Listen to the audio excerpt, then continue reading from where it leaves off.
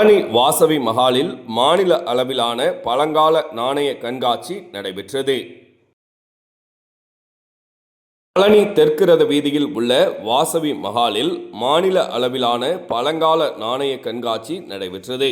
தனியார் திருமண மண்டபத்தில் இன்று முதல் 3 நாட்களுக்கு நடைபெறும் பழங்கால நாணயங்கள் கண்காட்சியில் பல்வேறு பகுதிகளில் இருந்து வந்துள்ள நாணய ஆர்வலர்கள் பலரும் தாங்கள் சேகரித்து வைத்துள்ள பழங்கால நாணயங்கள், ரூபாய் நோட்டுகளை காட்சிப்படுத்தினர்.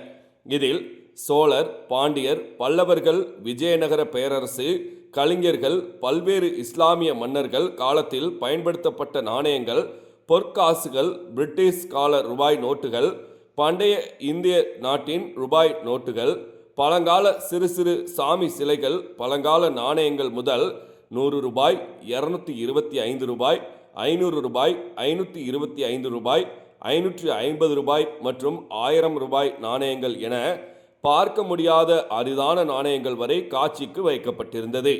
மேலும் பழங்கால பத்திரங்கள், ஆவணங்கள், ஆயுதங்கள், சுதந்திரத்திற்கு முந்தைய ஓட்டுநர் உரிமம் உள்ளிட்ட பல்வேறு வகையான பொருட்களும் இடம்பெற்றிருந்தன.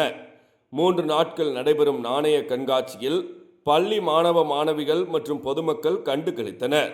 வெள்ளிக்கிழமை மதியம் 12 மணி அளவில் கிடைக்கப்பெற்ற தகவல்.